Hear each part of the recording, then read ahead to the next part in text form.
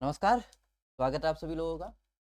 Last class में हमने कालीबंगा पढ़ी थी और कालीबंगा के अंदर हमने जितने भी हमारे फर्स्ट ग्रेड फर्स्ट पेपर और सेकंड ग्रेड फर्स्ट पेपर के अकॉर्डिंग जो सिलेबस था उस पूरा कवर कर लिया है।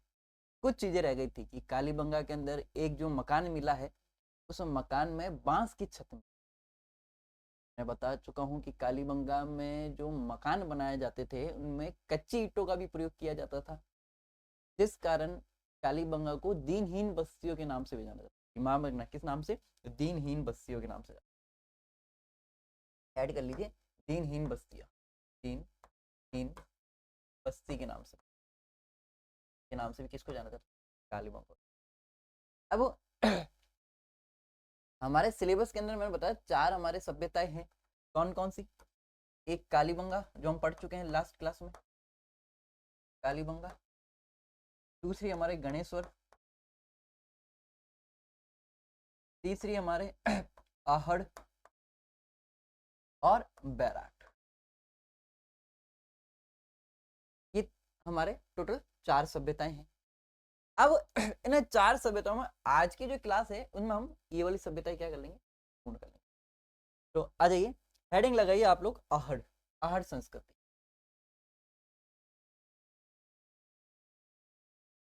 देखिए, मुझे आज भी याद है 2022-23 का जो सेकंड ग्रेड हुआ था उसमें एसएसटी वालों का जो सब्जेक्ट नहीं जीके का जो पेपर था उसके अंदर एक सवाल था कि ताम्रवती किसे कहा जाता है। देखिए सवाल तो होता है ताम्र संस्कृति की जननी और ताम्रवती दोनों अलग अलग है, पर रिलेटेड जो है वो आपके इसी पोर्शन से रिलेटेड है कि ताम्रवती है ताम्र संस्कृति की जननी, है ना। तो दोनों अलग अलग सवाल है, आप कंफ्यूज मत होना। तो हम इस पर भी हम आगे चर्चा करेंगे।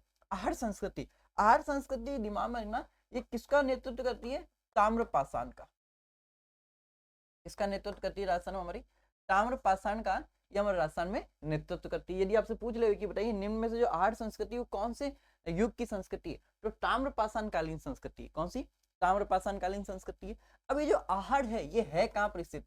ये मोस्टली उदयपुर के अंदर स्थित है। कहाँ पर स्थित है? उदयपुर के अंदर स्थित है। और हम बात करें कि ये ताम्रपाषाण सभ्यता है। अगर आपसे पूछ ले, मैं बता चुका हूँ कि प्रत्येक जो संस्कृति है किसी ना किसी नदी के किनारे, प्रत्येक जो संस्कृति है किसी ना किसी नदी के किनारे है। तो एक बनास की सहायक नदी है, बनास की एक सहायक नदी है आयड़, आयड़ या आहड़, आयड़ या आहड़, ये उस नदी के किनारे है। तो दिमाग में रखना, आहड़ संस्कृति ताम्रपाषाण संस्कृति है, उदयपुर के अंदर स्थित है। और बनास की जो सहायक नदी है आयड़ या आहड़, ये उस नदी के किनारे स्थित होने के कारण इसे क्या कहा गया? आहड़ संस्कृति कहा गया। हम बात करें तो दिमाग में ना, जिस प्रकार से हमने कालीबंगा को पढ़ा था कि कालीबंगा एक नगरीय सभ्यता थी, उसके जस्ट विपरीत ये जो आहड़ सभ्यता है ये ग्रामीण सभ्यता है। कौन सी सभ्यता? ये ग्रामीण सभ्यता है। जिस प्रकार से कालीबंगा व्यापार प्रधान सभ्यता है उस प्रकार से ये कृषि प्रधान सभ्यता है। आप एक अज्यूम कीजिए अपने दिमाग में कि गांव के अंदर लोगों की दिनचर्या किस प्रकार से होती है, किस प्रकार से अपने जीवन का वो यापन करते हैं, उसी प्रकार से ये सारी चीजें अपन यहाँ देखने को मिलते हैं। आ जाइए, अब अपन बात करें आहड़ के प्राचीन नामों की। अगर मैं बात करूं आहड़ के प्राचीन नाम क्या क्या है, तो देखिए सबसे पहले एक नाम मिलता है ताम्रवती। मैं बता चुका हूं आपको कि ताम्रवती, ताम्रवती भी किसका नाम है? ये आहड़ का ही प्राचीन नाम है। इसके बारे में बात करें 10वीं, है ना, और 11वीं शताब्दी के जो जितने भी अभिलेख मिले हैं, जितने भी हमको शिलालेख मिले हैं, उन शिलालेखों के अंदर इसे आहड़ को किस नाम से? आघातपुर के नाम से, आघातपुर या आघातपुर या किस नाम से संबोधित किया जा रहा है इसको? आघात, आघाट दुर्ग के नाम से, आघातपुर या आघात दुर्ग के नाम से इसको क्या किया जा रहा है? संबोधित किया जा रहा है आहड़ को। और अपना आगे बात करें अब एक आप, क्योंकि ये नदी, ये जो सभ्यता है ये आहड़ सभ्यता है, इस पर थोड़ा सा मैं चर्चा करूंगा। ये आहड़ सभ्यता कौन सी नदी के किनारे स्थित है? बनास नदी के किनारे स्थित है। तो बनास नदी के किनारे एक सभ्यता और मिलती है हमको, बनास सभ्यता, बनास सभ्यता। अब आप कहोगे सर बनास सभ्यता क्या क्या है? तो बनास सभ्यता के अंदर, बनास सभ्यता के अंदर दो सभ्यता मिलकर बनी हुई है। कौन कौन सी? एक तो अपनी आहड़, आहड़, और एक गिलुंद। कौन सी? आहड़ और गिलुंद, आहड़ और गिलुंद। ये दोनों सभ्यताएं मिलकर कौन सी सभ्यता बनती है? ये दोनों सभ्यताएं मिलकर बनास सभ्यता। परंतु अपने बनास सभ्यता नहीं पढ़ना है, हमें कौन सी सभ्यता, हमारे सिलेबस के अंदर कौन सी सभ्यता दे रखा है? आहट सभ्यता दे रखा है। अच्छा, ये अपना आगे बात करते हैं। अब देखिए अब हम बात करें इसी, अब इसका जो उत्खनन कार्य किया गया था, अब हम उत्खनन की बात करते हैं। तो देखिए इसका जो उत्खनन कार्य किया था 8 स्तरों में किया गया था। कितने स्तरों में किया गया था? पूछा जा सकता है कि आहड़ का जो उत्खनन है वो कितने स्तरों में किया गया? 8 स्तरों में किया गया। और आपसे पूछा कालीबंगा का जो उत्खनन वो कितने स्तरों में किया गया? वो 5 स्तरों में किया गया। कितने चरणों में किया गया? 3 चरणों में किया गया। ठीक है अब इस सभ्यता की खोज किसके द्वारा की गई? अगर मैं बात करूं इसकी खोज किसके द्वारा की गई है? ठीक है, तो खोज की अगर मैं बात करूं तो 1953 में 1953 के अंदर किसके द्वारा की गई? अक्षय कीर्ति व्यास के द्वारा। अक्षय कीर्ति व्यास के द्वारा इस आहड़ सभ्यता की क्या की गई? खोज की गई। पर यही हम बात करूं कि इसका उत्खनन का जो कार्य है, उत्खनन, इसका उत्खनन का जो कार्य है वो किसके द्वारा किया गया?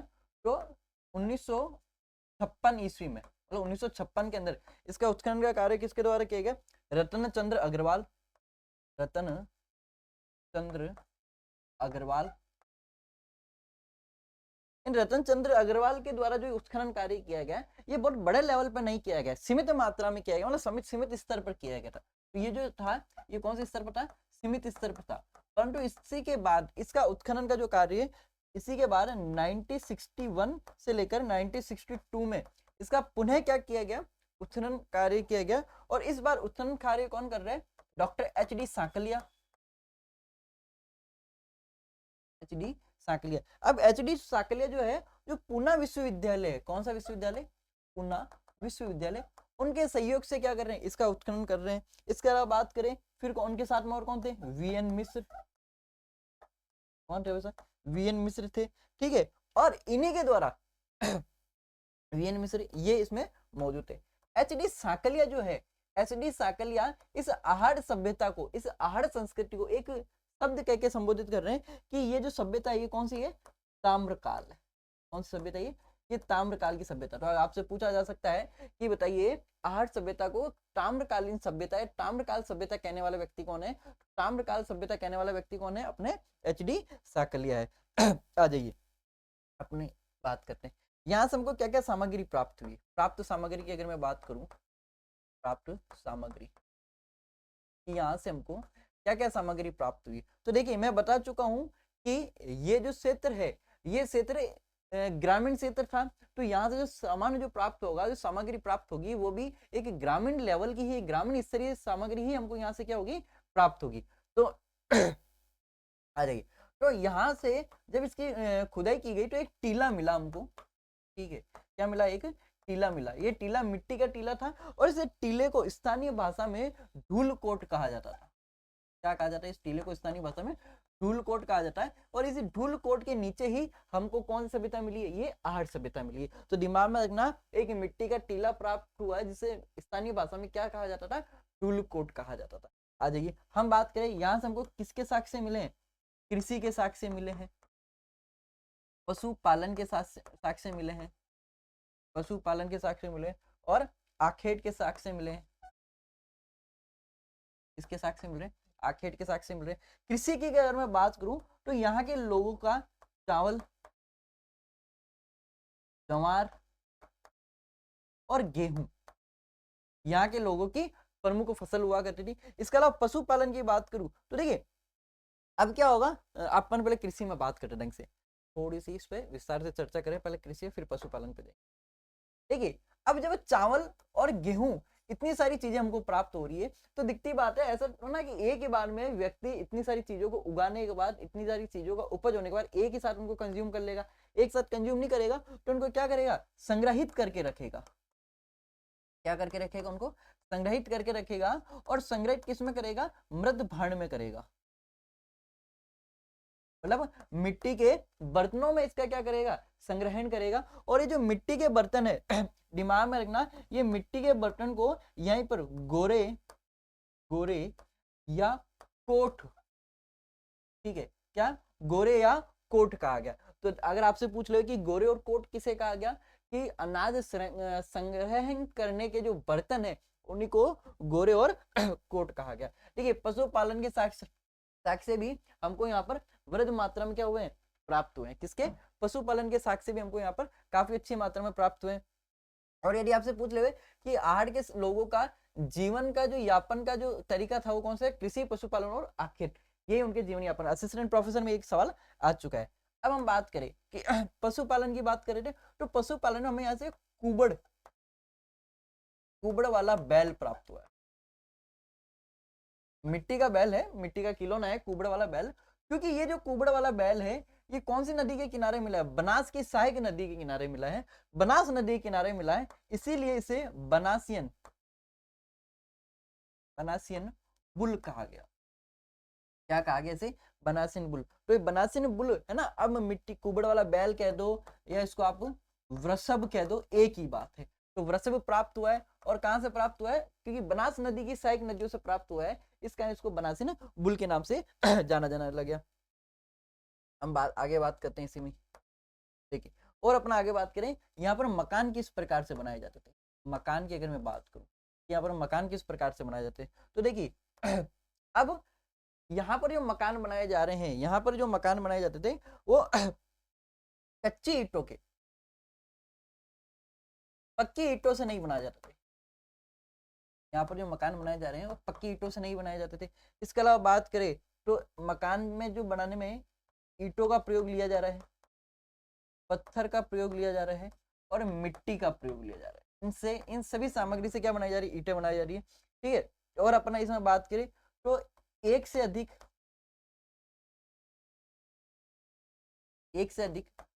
चूल्हे प्राप्त हुए। इसका मतलब एक ही मकान में एक से अधिक चूल्हे प्राप्त हो रहे हैं। और एक से अधिक चूल्हे कब प्राप्त होंगे, जब यहाँ पर संयुक्त परिवार रहेगा, जो सामाजिक भोज है उसका जब कोई कार्यक्रम होगा, तो यहाँ पर संयुक्त परिवार, कौन सा परिवार का कॉन्सेप्ट निकल के आया, संयुक्त परिवार का कॉन्सेप्ट निकल के आया। ठीक है, और यही नहीं, एक मकान से 6 चूल्हे भी हमको प्राप्त हुए। कितने, एक ही मकान से हमको यहाँ पे 6 चूल्हे भी प्राप्त हुए। इसके अलावा बात करें कि पानी जो है ना, जब क्या कहते हैं ना, घरों में जब बहुत सारे व्यक्ति रहेंगे तो स्नानागार के लिए, शौच के लिए पानी की निकासी की व्यवस्था अधिक रहेगी। तो दिमाग ना, मकान से पानी निकालने के लिए,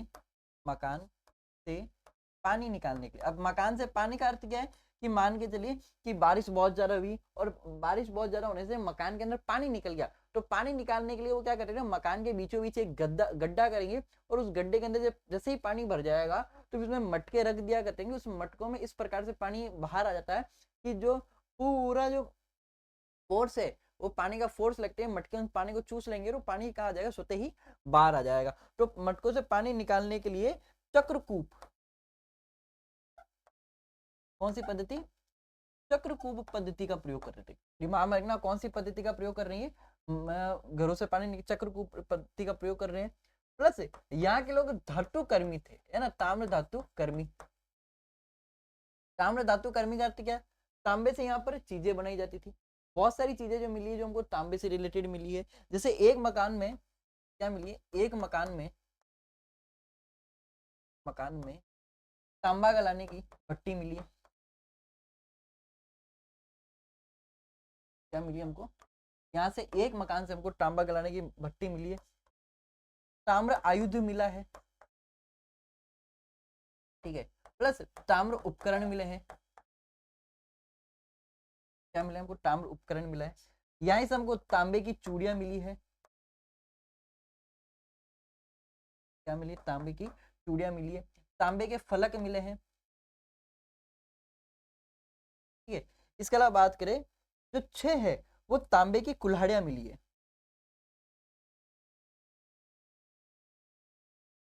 कितनी, यहां से हमको करीब 6 हमको तांबे की कुल्हाड़ियां मिली है। इसके अलावा बात करें तो कहा जाता है कि ताम्र के अलावा ये पत्थरों से भी अस्त्र बनाने का जो केंद्र रहा है। तो क्या रहा है, इसको दिमाग में रखना कि पत्थरों से शस्त्र बनाने का केंद्र। क्या मिला यहाँ से हमको, पत्थरों से शस्त्र बनाने का केंद्र प्राप्त हुआ। इसी कारण इस ये जो आहड़ सभ्यता है इसे ताम्रवती के नाम से, इस नाम से ताम्रवती के नाम से जाना जाता था, क्योंकि यहाँ पर हमें तांबे की बहुत सारी चीजें प्राप्त हुई। अब आप कहोगे सर ताम्र संस्कृति की जननी किसे कहा जाएगा, तो हम गणेश्वर के अंदर पढ़ेंगे, वो गणेश्वर को कहा जाता था। आ जाइए, और अपन बात करें, यहीं से हमको लाल व काले मृद भांड मिले हैं, मतलब मिट्टी के बर्तन मिले हैं लाल और काले, और इन लाल काले मृद भांड को ही गोरे या क्या कहा जाता है, अभी आगे पढ़ चुके अपना, कोट कहा जाता है। और ये इसका काम क्या होता था, जितने भी जो अनाज है, जो अधिशेष अनाज है, उसको सुरक्षित संग्रहित करने का क्या किया जाता था, काम किया जाता था। ठीक है, यहाँ के जो लोग थे आभूषण प्रिय थे, आभूषण प्रिय, मतलब उनको आभूषण अति बहुत ज्यादा क्या थे, बहुत ज्यादा थे। और आभूषणों में मिट्टी के मनकों का प्रयोग किया जाता, मिट्टी के मनकों का, मिट्टी को पकाकर उनसे क्या बनाए जाते थे, मनके बनाए जाते थे, मिट्टी के मनकों का प्रयोग किया जाता था। और यही नहीं, शवों के साथ हमको किसके साक्ष्य मिले, आभूषण के साक्ष्य मिले। किसके साथ, शवों के साथ, जब व्यक्ति की मृत्यु हो रही है तो उसके साथ भी उसके आभूषण जो है उसके साथ ही क्या किए जा रहे हैं, दफनाए जा रहे हैं। अब हम आगे बात करते हैं। ठीक है, और यहां से हमको एक पद्धति के आभूषण भी प्राप्त हुए हैं, लैपिस लाजुली, ये भी हमको क्या प्राप्त हुई है, यहीं से प्राप्त हुई है। अब हम बात करें तो वही, जब मिट्टी के अपने व्यक्ति को दफनाया जा रहा है तो उसका जो सर जो रहेगा, हम पढ़ चुके हैं, सर तो किस में रहेगा, नॉर्थ में रहेगा, और पैर जो है वो किस में रहेंगे, साउथ में रहेंगे। तो ये हम कालीबंगा के अंदर ये चीज पढ़ चुके हैं, एक केवल अपवाद था वहां पर इस प्रकार का सब। और हम बात करें तो यहाँ पर रंगाई छपाई जो उद्योग था, कौन सा उद्योग, रंगाई छपाई उद्योग, वो भी बहुत ज्यादा विकसित अवस्था में था।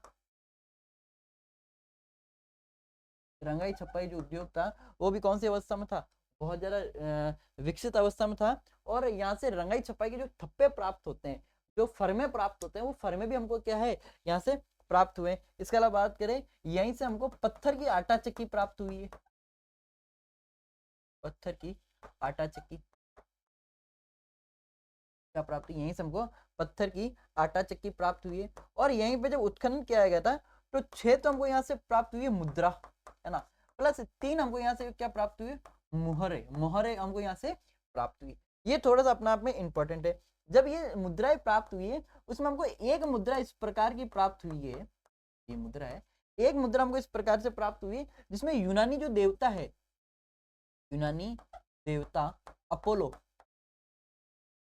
यूनानी देवता अपोलो की आकृति इस पर क्या थी, अंकित थी। और ये जो अपोलो था अपने हाथ के अंदर धनुष लिया हुआ था, अपोलो जो देवता था वो अपने हाथ में क्या लिया हुआ था, धनुष लिया हुआ था। और एक जो मुद्रा हमको यहाँ से प्राप्त हुई है ना, एक मुद्रा, उस मुद्रा पर जो त्रिशूल, एक मुद्रा पर त्रिशूल की आकृति प्राप्त हुई है।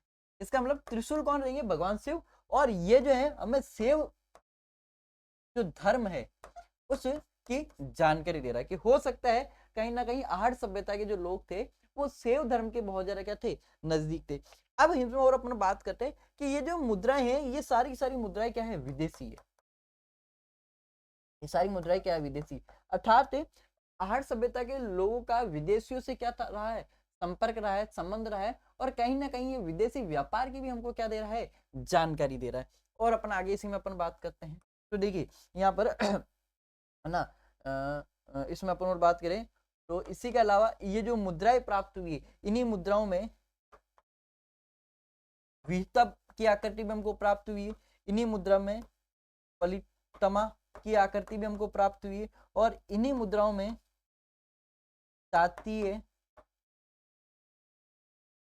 समसम की आकृति में हमको क्या हुई है, हमको प्राप्त हुई। ये चीज भी आप क्या रखना, एक दिमाग में रखना। और अपन आगे बात करते हैं इसी में।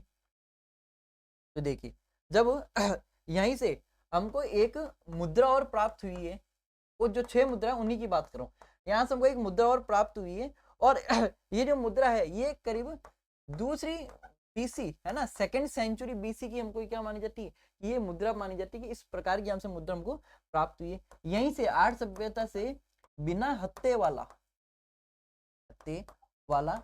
जल पात्र प्राप्त हुआ है।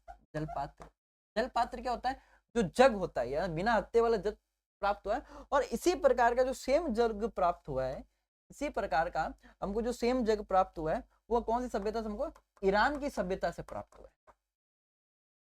कौन सी सभ्यता से, सेम इसी प्रकार का जो जग प्राप्त हुआ वो ईरान की सभ्यताओं से भी प्राप्त हुआ है। इसका यह अर्थ लगाया गया कि आर्य सभ्यता का ईरान के साथ भी क्या रह चुका है, संबंध रह चुका है, दिमाग में रख, ठीक है। और हम बात करें तो बाद में आइडिया लगाया गया यहाँ पर नाल व बिलोची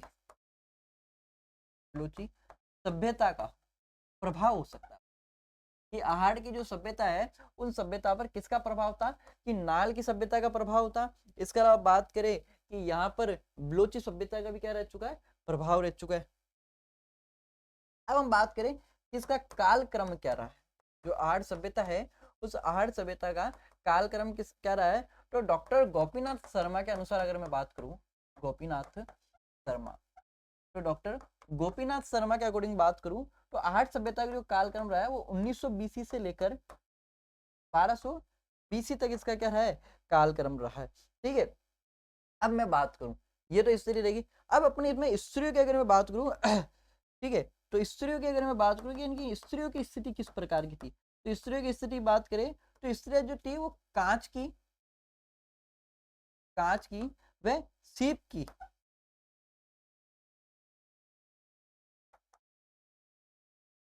की बनी चूड़ियां यहाँ पर पहना करती थी। तो यहाँ पर ये स्त्रियों की स्थिति है बहुत ज्यादा है ना। और बाकायदा पांव धोने के लिए, पांव धोने की अगर मैं बात करूं तो केवलू का प्रयोग किया जाता था।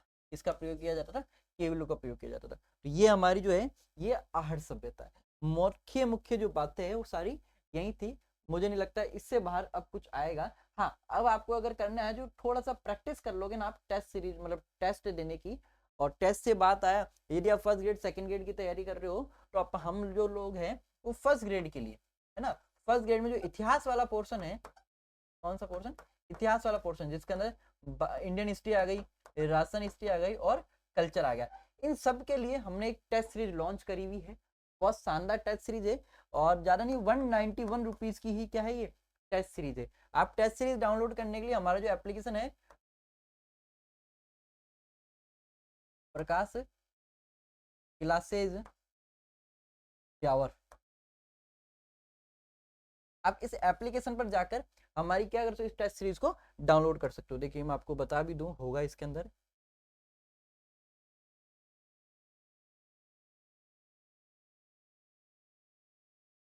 ये देखिए, ये हमारी जो टेस्ट सीरीज है आप इस टेस्ट सीरीज को ज्वाइन कर सकते हो। बहुत शानदार 191 की है ये टेस्ट सीरीज है ना। 15 नंबर का जो फर्स्ट ग्रेड का जो 15 नंबर का काम है वो अकेला इस टेस्ट सीरीज में है। टॉपिक वाइज 19 टेस्ट है और फुल टेस्ट 6 है। ये full test overall first grade के सिलेबस का नहीं, केवल इतिहास वाला जो सिलेबस है उसी का है।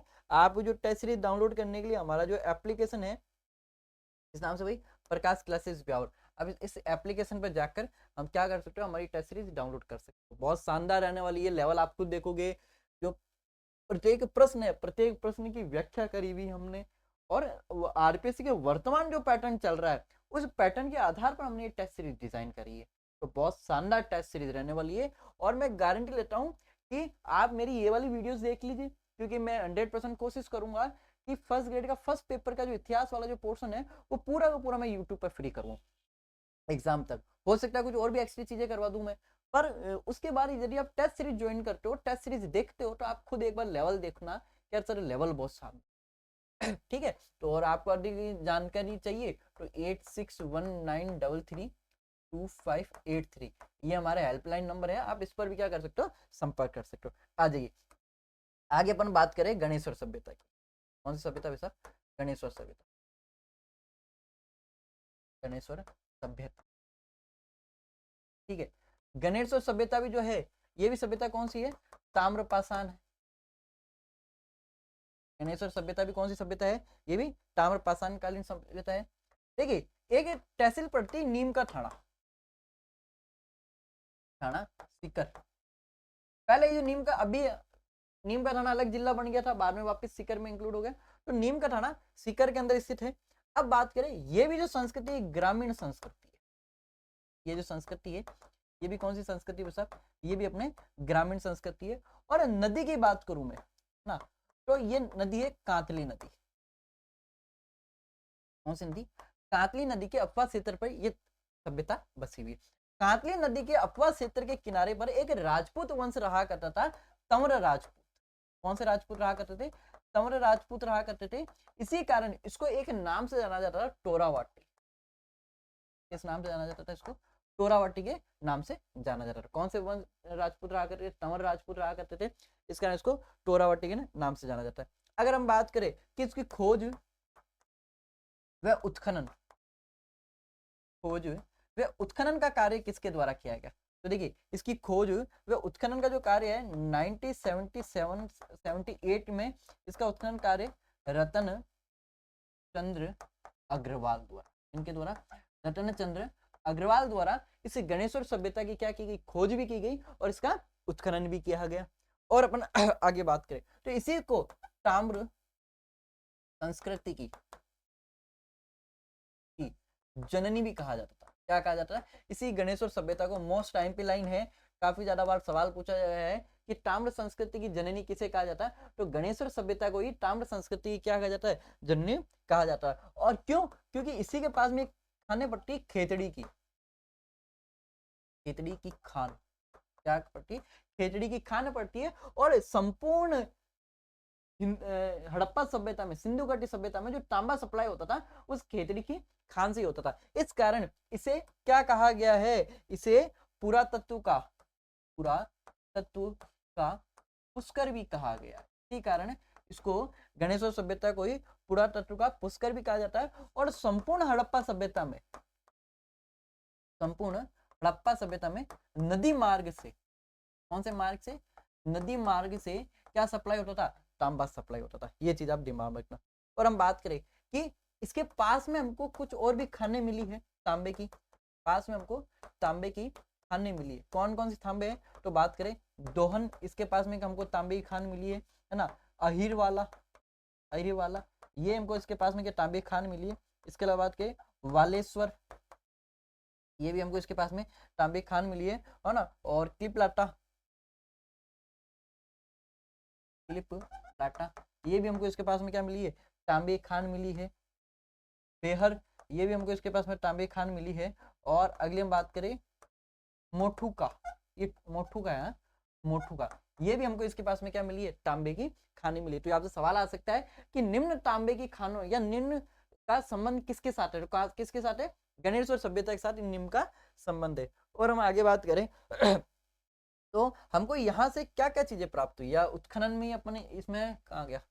उत्खनन में देखिए, उत्खनन भी दो व्यक्ति द्वारा, एक तो इनके द्वारा उत्खनन किया गया और इसके जस्ट एक साल बाद 1978 और 79 में विजय कुमार के द्वारा भी, इनके द्वारा भी, विजय कुमार के द्वारा भी क्या किया गया? इसका उत्खनन का कार्य किया गया।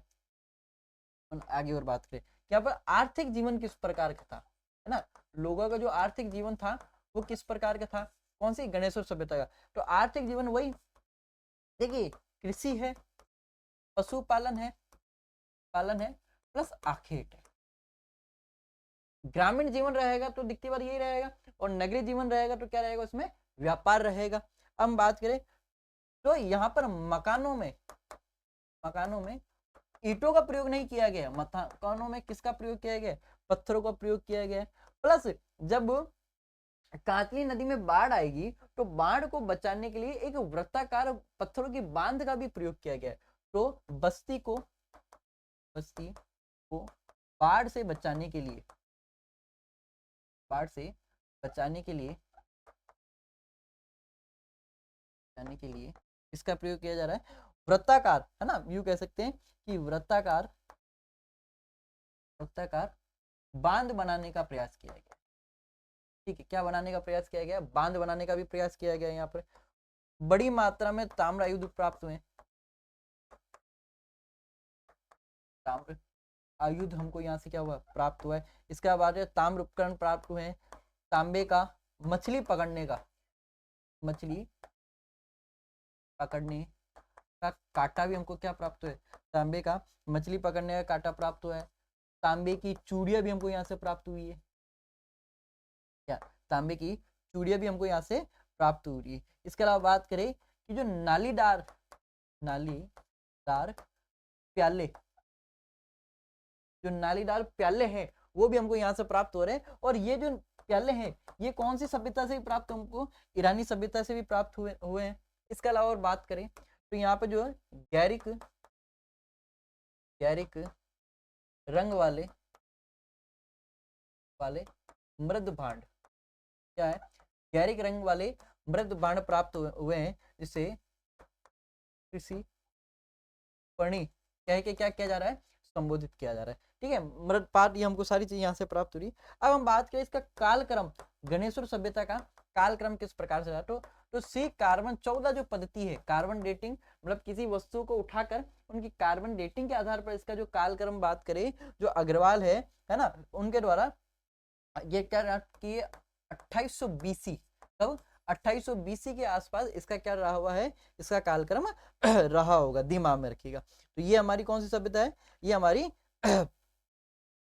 गणेश्वर सभ्यता है। तो हम कौन कौन सी पढ़ चुके हैं, गणेश्वर सभ्यता पढ़ चुके हैं, और हम कालीबंगा पढ़ चुके हैं, हम आहड़ पढ़ चुके हैं। अब हमारे सामने जो सभ्यता आएगी वो बहुत शानदार सभ्यता है। अब कौन सी सभ्यता है, अब हम पढ़ेंगे अपने बैराट। कौन सी सभ्यता, बैराट सभ्यता।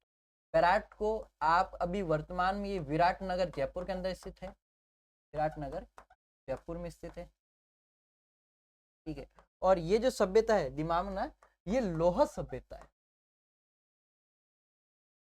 लोह सभ्यता है। तो आपको एक चीज बताऊं मैं कि कालीबंगा अपने क्लासिफाइंग करें, आहड़ ना, गणेश्वर और बैराट, यही हमारे सिलेबस में है। तो देखिए जो कालीबंगा है वो ताम्र कांस्य है, मतलब यहाँ पर तांबे का प्रयोग तो किया ही जा रहा है, पर उसके साथ में कांस्य का प्रयोग भी किया जा रहा है। आहड़ और गणेश्वर ताम्र पाषाण है, ताम्र पाषाण है, और बैराट जो है वो लोह युगीन है। क्या है, बैराट लोह युगीन है। इस प्रकार से हमारा सिलेबस डिफाइन। आई होप आपको यहाँ पर बहुत सारी चीजें समझ में आएगी किस प्रकार से मनुष्य के द्वारा सबसे पहले पत्थर का प्रयोग किया जा रहा है। ठीक है, उसके बाद तांबे का प्रयोग किया जा रहा है, उसके बाद तांबे के साथ टिन मिलाकर कांस्य का प्रयोग किया जा रहा है, फिर मनुष्य के द्वारा किसकी खोज कर ली गई, लोहे की खोज कर। इस प्रकार से मनुष्य क्या कर रहा है, खोज करके, उसी प्रकार से कालक्रम में सभ्यताएं हैं। आ जाइए हम बात करते हैं बैराट की। ठीक है, बैराट जो सभ्यता है, बैराट, ठीक है, ये कौन सी नदी के किनारे है, नदी तो बाणगंगा नदी के किनारे। कौन सी, बाणगंगा, बाणगंगा नदी। अब सबको पता है कि जब 1 वर्ष का अज्ञातवास पांडवों द्वारा किया गया था, तो उन्होंने अपने सारे जो हथियार थे वो कहां पर, एक पेड़ के ऊपर लटका दिए थे। कसम खाई थी अर्जुन के द्वारा कि जब भी मैं इन हथियारों का प्रयोग करूंगा उस समय मैं इनको गंगा के पानी से शुद्ध कर लूंगा। परंतु जब युद्ध करने की बारी आई तो वहां पर गंगा मौजूद नहीं थी, तो अर्जुन के द्वारा अपने बाण से धरती के अंदर एक बाण मारा गया, उससे एक कहते हैं गंगा की फवार निकली थी। इसी कारण, क्योंकि ये जो गंगा थी बाण से उत्पन्न हुई थी, इसी कारण इस गंगा को बाण गंगा कहा गया। तो यही हमारी जो बाण गंगा नदी है उसका सारी चीजें है। तो ये कहाँ पर है, जयपुर के अंदर स्थित है। वैसा भी कहाँ पर स्थित, विराटनगर जयपुर के अंदर स्थित है। अब हम इस पर चर्चा करते हैं। तो इसका जो उत्खनन का कार्य है वो 1937 में, इसकी जो खोज है वो किसके द्वारा की गई, दयाराम साहनी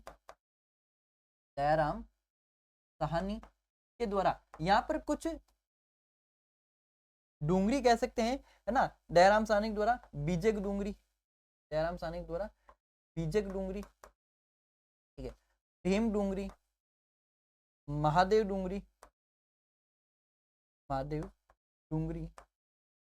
और मोती डूंगरी,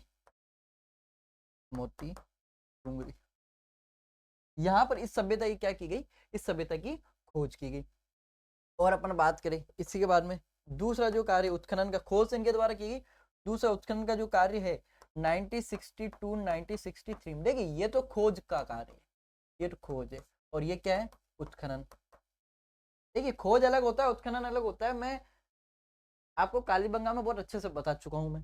देखिए आ जाइए, तो इसके द्वारा क्या गया, नील रत्न बैनर्जी, नील रत्न बैनर्जी, कैलाश नाथ दीक्षित, कैलाश नाथ दीक्षित, इनके द्वारा इसमें क्या किया गया, खुदाई का कार्य किया गया। अब हम बात करें कि इसकी जो खुदाई है, इसकी जो खुदाई है वो कितने स्तरों में की गई, ये जो खुदाई का कार्य है वो कितने स्तरों में, तो 9 स्तर में। कितने स्तरों में, 9 स्तरों में इसकी खुदाई का क्या किया गया है, कार्य किया गया, दिमाग में रखिएगा। अब हम बात करें कि यहीं से हमको कौन कौन से औजार, पाषाणकालीन औजार प्राप्त हुए, कालीन औजार, यहाँ से हमको क्या प्राप्त हुए, पाषाणकालीन औजार भी हमको यहाँ से प्राप्त हुए हैं। इसके अलावा बात करें, यहाँ से हमको गुफा चित्रकारी भी हमको प्राप्त हो रही है। कौन सी प्राप्त हो रही है, यहीं से हमको गुफा चित्रकारी प्राप्त हो रही है, बैराट से। कहाँ से, बैराट से। और ये जो गुफा चित्रकारी प्राप्त हो रही है, इस गुफा चित्रकारी में हमको किसके, हाथी के दृश्य मिले हैं, भालू के दृश्य मिल रहे हैं, चीता के दृश्य मिल रहे हैं, ठीक है, हिरण के हमको यहाँ से क्या मिल रहे हैं, दृश्य मिल रहे हैं, और एक शुतुरमुर्ग, जो ऑस्ट्रिच है ना, शुतुरमुर्ग है ना, शुतुरमुर्ग के भी हमको क्या मिले, यहाँ से साक्ष्य मिले हैं, और जंगली सांड, जंगली सांड के भी क्या मिले हमको यहाँ से, इसके जंगली सांड के हमको यहाँ से साक्ष्य मिले। अब ये जो साक्ष्य मिले कौन सी गुफाओं से मिले हैं, अगर हम बात करें कि कौन कौन सी गुफा से मिले हैं, तो बनेड़ी, मतलब कौन कौन सी पहाड़ी है, कौन पहाड़ियों में जो गुफाएं हैं वहां से प्राप्त हुए हैं, तो बनेड़ी की पहाड़ियों से, ठीक है। इसके अलावा बात करें ब्रह्माकुंड, ब्रह्माकुंड की पहाड़ियों से, है ना, दीनगोर की पहाड़ियों से, दीनगोर की पहाड़ियों से, और यहीं से इन तीनों पहाड़ियों से हमको वृषभ और हिरण के चित्र जो है वो हमको क्या मिले हैं, सर्वाधिक मिले। इसी कारण जब इतने सारे हमको यहाँ से जो चित्रकारी मिल रही है, पाषाण चित्रकारी मिल रही है, इसी कारण बैराट को एक नाम से जाना जाने लगेगा कि प्राचीन युग की चित्रशाला। क्या बैराट को क्या कहा गया, प्राचीन युग की चित्रशाला, क्या कहा गया बैराट को, कि ये तो प्राचीन युग की क्या है भाई, ये चित्रशाला है। और यहीं से हमें क्या लगा है कि यार ये जो चित्र बनाए ये स्वतः तो शायद ही बनाए जाएंगे, किसी ना किसी मानव के द्वारा बनाए जाएंगे, तो यह मानव का अस्तित्व हमको काफी ज्यादा मात्रा में प्राप्त हुआ है, तो मानव का अस्तित्व, ठीक है, मानव के अस्तित्व हमको यहाँ से प्राप्त हुए। अगर हम बात करते हैं कि यहाँ से हमको मृद भांड किस प्रकार से, बैराट से जो मृद भांड जो है वो किस प्रकार के प्राप्त हुए, तो देखिए है ना, आकर, कलर, मृद भांड, ठीक है, आकर, कलर, मृद भांड भी हमको यहाँ से प्राप्त हुए हैं। यहाँ से काले, लाल मृद भांड हमको यहाँ से प्राप्त हुए हैं।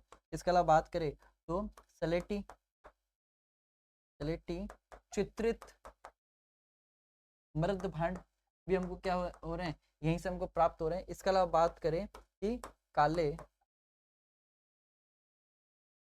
पॉलिशदार मृद भांड भी हमको क्या हो रहे हैं, यहीं से प्राप्त हो रहे हैं। तो ये चीजें दिमाग में रखना। अपन आगे अब इसमें बात करते हैं, तो सबसे ज्यादा इंपॉर्टेंट बैराट क्यों रखता है, सबसे ज्यादा इंपॉर्टेंट बैराट रखता है अशोक के लिए, क्योंकि हमको यहाँ से अशोक के अभिलेख प्राप्त हुए। तो हम बात करें कि सबसे पहले अगर बात करें तो 1837 में, है ना, जयपुर डिवीजन के एक व्यक्ति थे कैप्टन बर्ट, कैप्टन बर्ट, और कैप्टन बर्ट को यहाँ से एक अभिलेख, अशोक का अभिलेख प्राप्त हुआ, जिसे क्या कहा गया, भाब्रू अभिलेख कहा गया। क्या कहा गया, भाब्रू अभिलेख कहा गया। और बाद में इस ये जो अभिलेख है, इस अभिलेख को कहां पर भेज दिया गया, वर्तमान में एशियाटिक सोसाइटी ऑफ बंगाल जो है उसके कार्यालय के अंदर भेज दिया गया। एशियाटिक सोसाइटी ऑफ बंगाल, ठीक है, एशियाटिक सोसाइटी ऑफ जो बंगाल है, यहाँ के इसका जो कलकत्ता के अंदर जो इसका म्यूजियम है यहाँ पर भेज दिया गया। और ये जो अशोक का अभिलेख मिला, दिमाग में किसका अभिलेख है, ये अशोक का अभिलेख, इस पर हम आगे से और चर्चा करेंगे। ये जो अशोक का अभिलेख मिला है, इसको अनुवाद करने का जो कार्य, क्या करने का कार्य, अनुवाद करने का कार्य किसके द्वारा किया गया, कैप्टन किटोई के द्वारा। किसके द्वारा, इसका अनुवाद करने का जो कार्य है वो किसके द्वारा किया गया, कैप्टन किटोई के द्वारा किया गया। और दूसरा जो अभिलेख है, एक अभिलेख नहीं, यहाँ से हमको दूसरा अभिलेख मिला है। दूसरा अभिलेख 1881 से में, है ना, 1881 और 1872 के अंदर, है ना, कार्लाइल को, इसको कार्लाइल को कौन सी पहाड़ी पर? भीमसेन पहाड़ी पर। कौन सी पहाड़ी पर?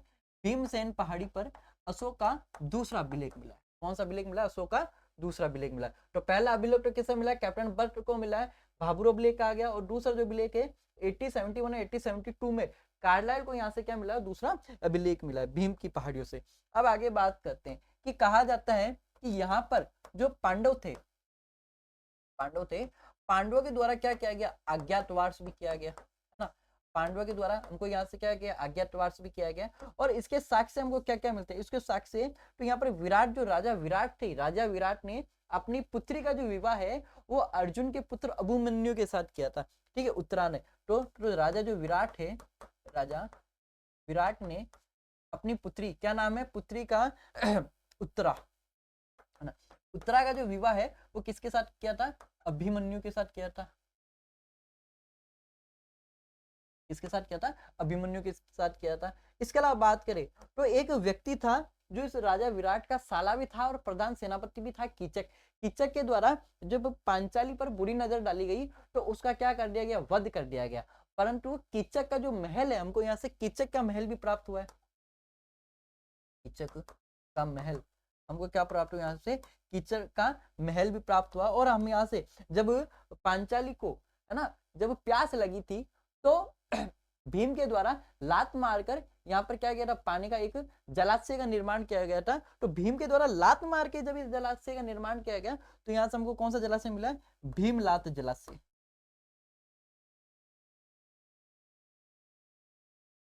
कौन सा जलाशय? भीमलाट जलाशय। तो इनके इसका भी हमको यहाँ से प्राप्त हुआ है। तो ये सारी जो चीजें हमको कहाँ से प्राप्त हो रही है? बैराट से ही प्राप्त हो रही है। बैराट विराटनगर, भीमानगर। अब अपन मेन जो है एग्जाम के पॉइंट ऑफ व्यू से विराट बहुत ज्यादा, बैराट ही बोल दीजिए, विराट बोल दीजिए, बहुत ज्यादा इंपॉर्टेंट रखता है, उस पर अपन चर्चा करेंगे। जैसे हम बात करें तो मौर्य काल के जो अवशेष है, हमको यहाँ से बात करेंगे कि मौर्य काल के जो अवशेष प्राप्त हुए। तो मैं बता चुका हूँ कि बैराट जो था, बैराट जो था वो क्या था भाई साहब? अशोक का बोध केंद्र था, बोध केंद्र था। और एक चट्टान पर, कौन सी चट्टान पर, है ना, एक यहाँ पर एक बीजक डूंगरी, बीजक डूंगरी। और इस बीजक डूंगरी पर एक चट्टान पर पहिए नुमा आकृति में एक अभिलेख मिला, अशोक का भाबरू अभिलेख। कौन सा अभिलेख मिला? अशोक का एक भाबरू अभिलेख मिला, ठीक है। ये अशोक का लघु शिलालेख था। अशोक का क्या था? एक लघु शिलालेख था, ठीक है। कैप्टन बर्ट के द्वारा इसको खोजा गया। और क्या? पहिया नुमा आकृति का, कौन से आकृति का? पहिया नुमा आकृति का क्या था? ये अभिलेख था। वर्तमान में कहाँ पड़ा है? तो मैं बता चुका हूँ, जो एशियाटिक सोसाइटी ऑफ बंगाल है, कलकत्ता के म्यूजियम के अंदर क्या है? ये अभिलेख पड़ा हुआ है। और इसमें क्या बात है? इसमें खास बात क्या है? खास बात ये कि यहाँ पर अशोक का नाम जो है वो किस नाम से लिखा हुआ है? कि देवा नाम प्रिय दर्शी, देवा नाम प्रिय दर्शी मगध का राजा, ठीक है। तो अशोक को किस नाम से संबोधित किया गया है? कि देवा नाम प्रियदर्शी मगध राजा, अशोक के नाम से इसको क्या किया गया? संबोधित किया गया। अब अशोक का जो बौद्ध धर्म के जो त्रिरत्न है, धर्म के त्रिरत्न, है ना, कौन कौन से? बुद्ध, धम्म और संघ, ठीक है। ये बौद्ध धर्म के त्रिरत्न है। बुद्ध मतलब स्वयं बुद्ध, धम्म मतलब बौद्ध का जो द्वारा या भगवान बुद्ध के द्वारा जो धर्म चलाया जा रहा है वो धर्म, और संघ उनके द्वारा जो संघ बनाया जा रहा है। तो इन तीनों में किसकी आस्था थी? इन तीनों में अशोक की आस्था थी। यहाँ पर एक बुद्ध स्तूप भी था, ठीक है, प्लस यहाँ पर गोलाकार बुद्ध मंदिर भी था। क्या था? गोलाकार बुद्ध मंदिर भी था। इसके अलावा यहां से हमको 7 बौद्ध ग्रंथों की क्या मिलती है? क्या? बौद्ध ग्रंथों की जानकारी मिलती है। और मेरे हिसाब से अभी जो सेकंड ग्रेड हुआ था हाल ही में, उसमें एक सवाल था कि इस अभिलेख में जो 7 बौद्ध ग्रंथों की जानकारी मिलती है उनमें कौन कौन से ये ग्रंथ है। तो कौन कौन से ग्रंथों की जानकारी मिलती है? और ये ग्रंथ में क्या है? जो राहुल है ना, राहुल को उपदेश दे रहे हैं। कौन दे रहे हैं? बुद्ध। इन्हें ग्रंथों में क्या जानकारी मिल रही है कि बुद्ध के द्वारा राहुल को क्या दिए जा रहे हैं? उपदेश दिया जा रहे हैं। उन उपदेशों का सार ही क्या है? ये 7 जो ग्रंथ है वो है, कौन सा है? उपदेश, असीन, विनय, समुकसे, ठीक है। तीसरा कौन सा है?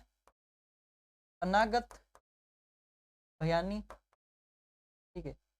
और मुनि गाथा, मुनि गाथा के अलावा बात करें तो मोनेत्र सुते, बात करें तो लघुलो वादो सुते अधिगच, ठीक है। और सातवां कौन सा है? अली यऊ साणी। ये कौन कौन से? उपतिस पसिन, विनय समुख से, अनागत भयानी, मुनिक गाथा, मोनेत्र सुते, लघुलो वादो सुते अधिगच्छ और आलियो साणी। ये इस प्रकार से 7 जो बौद्ध ग्रंथ है, इन्हें 7 के 7 बौद्ध ग्रंथों की जानकारी हमको कहां से मिल रही है? इसी अभिलेख से मिल रही है। तो ये चीज दिमाग में रखेगा। और अपन आगे इस पर चर्चा करें तो एक चीनी यात्री था, आगे हम बात करें, एक चीनी यात्री था, चीनी यात्री, क्या नाम था? हुएंगसांग। हुएंगसांग, हुएंगसांग बैराट की यात्रा करता है और बैराट की यात्रा करने के बाद एक पुस्तक लिखता है सीयू की। क्या नाम पुस्तक लिखता है? सीयू की। सीयू की पुस्तक लिखता है, बैराट की यात्रा करता है। और कब कब यात्रा करता है? तो दिमाग में 624 ईस्वी के आसपास। कब?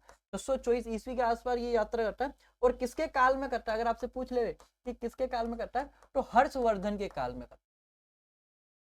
इसके काल में करता है, हर्षवर्धन के काल में चीनी यात्री बैराट की यात्रा करता है, एक अपनी पुस्तक लिखता है सीयू की। पुस्तक का नाम क्या भाई? सीयू की पुस्तक लिखता है। और इस पुस्तक के अंदर बैराट को, पुस्तक सीयूटी में बैराट को पीलो या तोलो, ये तोलो, देखिए क्या कह के संबोधित है? पीलो ये तोलो। आप कहोगे सर बैराट को पीलो ये तोलो, तो भीन माल को क्या कह के संबोधित कर रहा है? भीन माल को पीलो मोलो, पीलो मोलो। देखिए दोनों अलग अलग है। बैराट को सीयूकी के अंदर बैराट को क्या कह के संबोधित कर रहा है? पीलो ये तोलो। और भीनमाल को पीलो मोलो कह के क्या कर रहा है? संबोधित कर रहा है। अब जब हुएंगसांग बैराट की यात्रा कर रहा है तो कुछ जानकारी तो देगा हमको। तो क्या जानकारी दे रहा है कि यहाँ पर 8 बौद्ध मठ हुआ करते थे। क्या हुआ करते थे?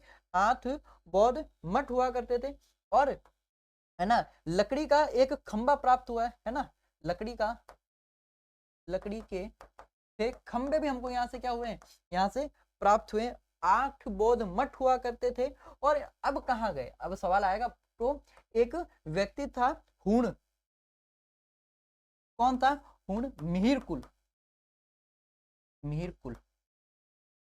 और मिहिरकुल को बौद्ध धर्म का नासक भी कहा जाता है, बौद्ध धर्म का नासक, ठीक है। और मिहिरकुल के द्वारा बैराट पर क्या किया गया? आक्रमण किया गया। और आक्रमण करके इस 8 बौद्ध मठों को क्या कर दिया गया? नष्ट कर दिया गया। ये वही मिहिरकुल है जिसके द्वारा बारडोली में, कहां पर? बारडोली के अंदर शिव मंदिर का निर्माण करवाया। आपने मेवाड़ पढ़ा होगा, हूण की राजकुमारी हरिया देवी का विवाह हुआ था। अब जल्दी से बताओ हूण की राजकुमारी हरिया देवी का विवाह किसके साथ हुआ था? ठीक है, तो ये चीज आपको सारी जानकारी मिल जाएगी कि 8 बौद्ध मठों का निर्माण हुआ था यहाँ पर। और ये जब 8 बौद्ध मठ थे, इन मठों को नष्ट करने का जो कार्य किया गया था वो किसके द्वारा किया गया था? मिहिरकुल द्वारा किया गया था। और हम बात करें थोड़ा सा और आगे बात करें तो लगभग अगर मैं बात करूं ना 620 बीसी के आसपास, कब? 620 बीसी आके जो मध्य गंगा घाटी क्षेत्र है ना, मध्य गंगा घाटी क्षेत्र है, उसमें 16 महाजनपदों का उल्लेख है। किसके जनपदों का उल्लेख है? 16 महाजनपदों का उल्लेख है। इसमें एक जनपद कौन सा हुआ करता है? मत्स्य जनपद है ना, मत्स्य। और दूसरा कौन सा हुआ करता? सूरसेन। ठीक है। अब देखिए ये जो मत्स्य जनपद था इसकी राजधानी कौन सी थी? विराटनगर। विराटनगर की राजधानी कौन सी थी? विराटनगर, जो हमारे क्या है? बैराट। ठीक है। और इसी विराटनगर में किसका उल्लेख है भाई साहब? महाभारत की जो घटना है ना, मैं अभी बता चुका हूँ, 1 वर्ष का अज्ञातवास, महाभारत की घटना का क्या है? उल्लेख है। और ये जो विराटनगर है अभी वर्तमान में कहाँ साहब है? जयपुर प्लस अलवर, इस क्षेत्र के अंदर क्या है? ये विराटनगर है। तो मत्स्य की राजधानी कौन सी हुआ करती थी? विराटनगर हुआ करती थी। आ जाइए सूरसेन महाजनपद, सूरसेन की राजधानी कौन सी हुआ करती थी? मथुरा। कौन सी? सूरसेन की राजधानी कौन सी हुआ करती? मथुरा। और मथुरा में कौन सा वंश हुआ करता? वृषणी वंश। कौन सा वंश है? वृषणी वंश यहाँ पर राज किया करता है। और इसका संबंध किसके साथ है? भगवान श्री कृष्ण के साथ इसका क्या है? संबंध है। दिमाग में रखिएगा। अब हम, ये तो हो गया कि इसके अलावा बात करें यहाँ से जो अशोक का जो अभिलेख प्राप्त हुआ है ना, अशोक का यहाँ पर एक लिपि भी प्राप्त हुई है। अशोक के अभिलेख में हमको एक लिपि प्राप्त हुई है, और ये लिपि कौन सी है? शंख लिपि। अगर आपसे पूछ ले कि अशोक के अभिलेख में हमको कौन सी लिपि प्राप्त हुई है, तो अशोक के अभिलेख से हमको शंख लिपि प्राप्त हुई है। और यहाँ पर जो बौद्ध की जो मठ प्राप्त हुए हैं, ये कह सकते हैं कौन से जो बौद्ध धर्म के संप्रदाय है उसके कौन से संप्रदाय का केंद्र है? तो दिमाग में ना, हीनयान संप्रदाय। कौन से संप्रदाय का केंद्र रहा? ये हीनयान संप्रदाय का केंद्र रहा है।